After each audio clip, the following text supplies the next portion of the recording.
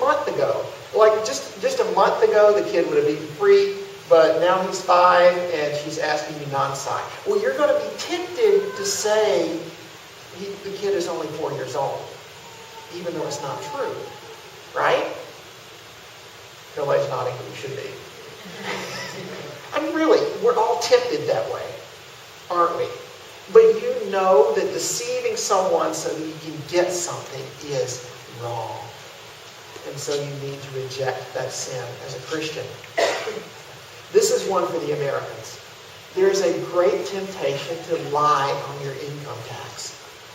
And there's so many ways in which you can do it, and it's so hard to be caught. And so there's a great temptation. Let's say that you have a little job on the side. Let's say that you work your normal 40-hour-a-week job, but you have something else you do on the side, something that you get paid for in cash. And you only get like $50 or $100 a week for this job that you do, and you get paid for it in cash. Well, what you can do is you can just not report that on your income tax. And you know what? The government is never going to catch you. The chances of you getting caught doing that are next to none. And you know that, don't you? And so the desire is to say, well, I'm just not going to report that. Or you can claim more deductions than you really should. And you know that the government seldom checks that, and so you can probably get away with that too.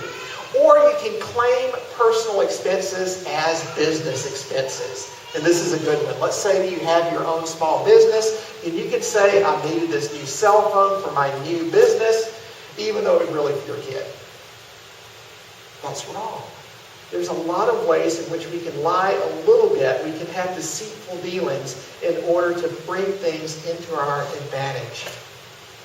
Last week, there was a lady who was convicted of stealing copyrighted materials. This is a lady in Minnesota whose name is Jamie Thomas Bassett, and she shared a lot of MP3 files that were owned by Capitol Records, and she was found guilty of this.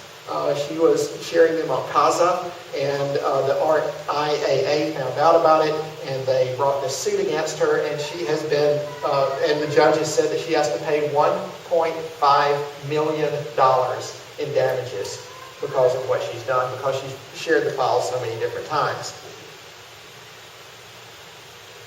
Wow. Was what she was doing right? It was not physical property. It's digital property. It's something that only exists in the form of zeros and ones on a computer. Can't you just kind of like share that? Well, no, not according to the laws in the United States. You can't, and you shouldn't, and none of you should.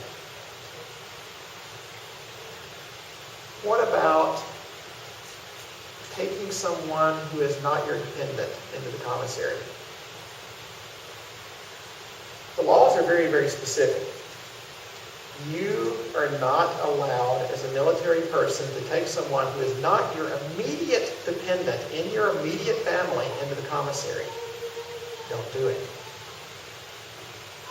We at this church have a policy that says that as a church we're not going to buy stuff from the American military in ways that we should not buy it. And there's a temptation to do it because we know that we can get stuff there cheaper than we can in the Japanese economy.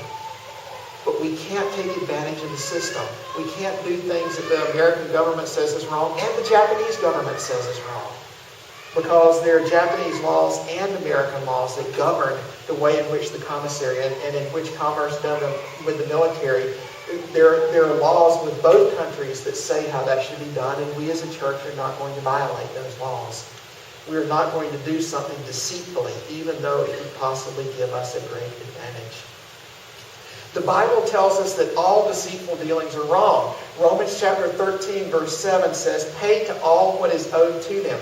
Taxes to whom taxes are owed, revenue to whom revenue is owed, respect to whom respect is owed, and honor to whom honor is owed. So this entire verse deals with stealing. It says that you need to pay back what you owe. Let's say that you go into a store and you're paying for something, and the clerk hands you back 100,000 yen. And she should have handed you 10,000 yen. What would you do?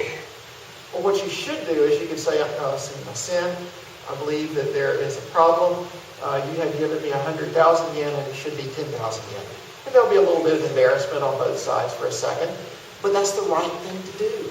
You can't just take that extra 90,000 yen that is not yours. You have to be honest. You need to do your taxes honestly. When you see some opportunity to misreport numbers in order to put things in your favor, then you need to avoid the temptation of changing those numbers.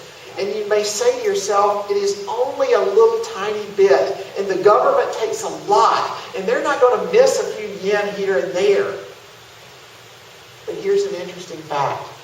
The Bible never says that stealing a lot is any different than stealing a little bit. Even that's the way that most of us think. Most of us think that stealing a few thousand yen from a government that collects billions and billions of yen every year is no big deal. But God doesn't say it's not okay to steal a lot, you can steal a little. God simply says, do not steal. And that means stealing anything at all. We as Christians should set an example for the world around us. They need to be able to look at us and see that we live differently and be attracted to our God. We need to live at a higher standard than the world has concerning deceitful dealings. We should pay all of our taxes. Even the pagans do that. But we should definitely pay all of our taxes. We should not deal deceitfully with the government in any shape, form, or fashion. We need to figure our taxes and everything else with the highest integrity, knowing that even if men don't catch us in our deceitful dealings, that our God is still able to see everything that we do. And we should live in such a way as to please Him. Delaying payment is another problem. Imagine this.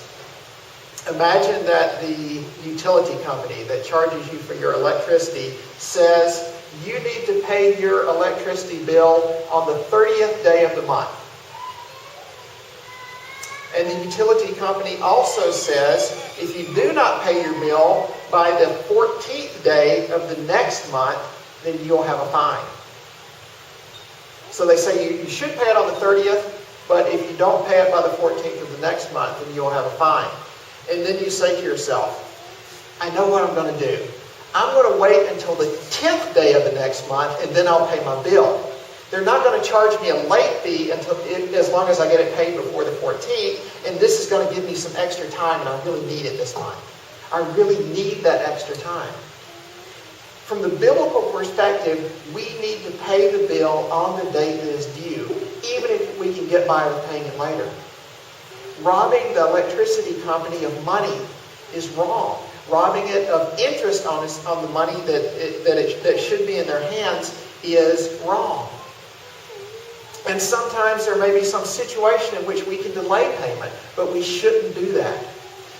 Romans chapter 13 verse 8 says very clearly, let no debt remain outstanding. If you owe somebody money on the 30th, then you don't need to wait until the 31st to pay. And if you wait till the 31st to pay, then from a biblical perspective, you're a thief. You have violated the 8th commandment. I used to work for a cabinet maker who was a subcontractor. When somebody wanted to have some work, when somebody wants to have some work done in their house in America, they'll often hire a contractor who will hire subcontractors to do different jobs. The company that I worked with did the cabinet making. There was another company that did the tile work, and another company did this, that, and the other. And so I was working for the subcontractor underneath the contractor. I remember that if you wanted to talk with a contractor, you had to do it from Monday to Wednesday. If you want to talk with a contractor from Monday to Wednesday, you would have no problem. You'd call him up on the phone, you could get it. And he would say, okay, yes, this, that, and the other. But if you waited around till Thursday or Friday, it was almost impossible to talk with a contractor. Because everyone on Thursday, all of the subcontractors were talking with the contractor on Friday in order to get money. They needed money in order to pay the people that worked for them on Thursday and Friday because the worker was going to be expecting to have it on Friday.